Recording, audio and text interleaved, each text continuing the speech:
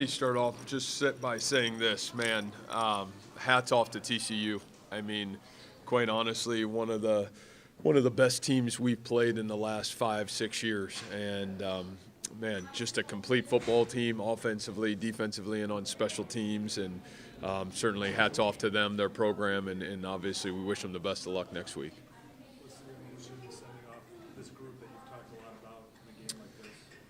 Boy, I mean, I think it was so emotional last week, and I feel like this team has fought, scratched, and clawed every way, and our tank was on about E, and it wasn't the way obviously that we've played the entirety of the season. Again, you're playing a great football team, and I think the emotions are numbing because the numbing piece of it is that's not what you've seen for 11 football games. But, again, a lot of that has to do with a great opponent. And when you make the mistakes that we've made and made today, they're going to make you pay like they did today. Yeah, I mean, you kick the ball off. They got two great drives, and they're able to put 10 points on the board right away. Then offensively, you go 3 and out right away, and then you turn the ball over to make it 17-0, and it's like, geez, you can't do those things against a team like this. And obviously, they got a lot to play for.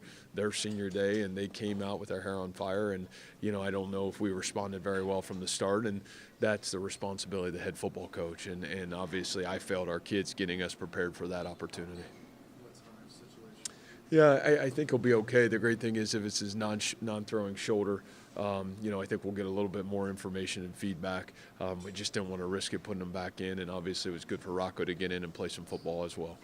Zoom out when you look at what the offense did this year. Do you feel like you need to make changes to how you guys do things to get that pointed in the right direction, given how much it's struggled throughout the year? Well, obviously it's not to the standard that we played, and I think if you can take a big picture perspective is we've played great offensive football here over the course of the last 6 years prior to what happened this year. And, I think we have to really do some soul searching and evaluation of where we're at, where we need to go and how you continue to move yourself forward. But, obviously you can't play that style of football or have those mistakes and that much inconsistency and win football games. And I think it was proven this year, obviously. What you've done in the past working versus not working this year? Do you look at that as it's not working this year, or does it isolate it? Yeah, I think that's a great question. I think to be able to answer that right now would be unfair. I think you got to sit back and you got to be able to take some time and evaluate everything. I think anything you would say at this point is, would be a knee-jerk reaction. But again, we have done great things here, and we have been able to do great things on the offensive side here. And so we're not naive to that. But, we got to really take a hard look at where we're at and obviously where we're going. Boy, yeah, and again, you hate that part of it because I think when you look at what happened on special teams, you feel like there's been an immense growth in terms of what we've done. And, man, the biggest struggle has been just the inconsistency at the kicker position, and that's not a negative. You got a young freshman that's trying to find his way, and, again, I would put as much challenge on me. Man, should we have put that kid in that situation early in his career?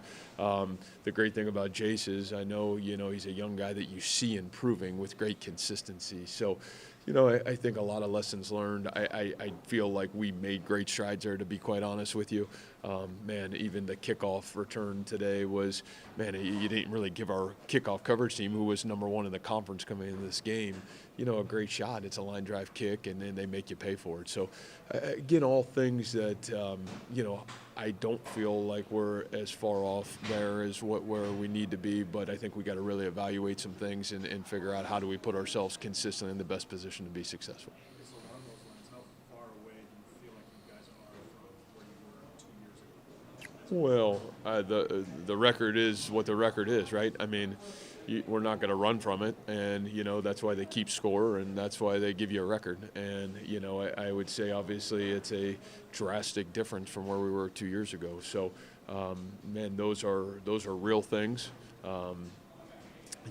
that I guess I'm not going to hide from that. I mean, that's the reality. And so, again, a lot of soul searching here the next couple days and weeks, and really try to evaluate, where we are and where we've got the ability to go. How do you view the offseason? It's going to be a different one for you guys maybe than you've ever had taking out that year one. Yeah, and I would say in a lot of ways very similar to year one, I guess, and in some way, shape, and form. I mean, the amount of turnover that we had on our roster, from last year to this year. I mean, we started out, I think, in FBS football, we were, 128 of 131 in terms of returning players. And, I think that's the reality of it. So, lots of growth, lots of inconsistency, and those things are frustrating, And so, yeah, it's a great question. I think a lot of, like I said, a lot of things for us to evaluate where we are and where we need to move ourselves forward. Definitely a different offseason than what we've had,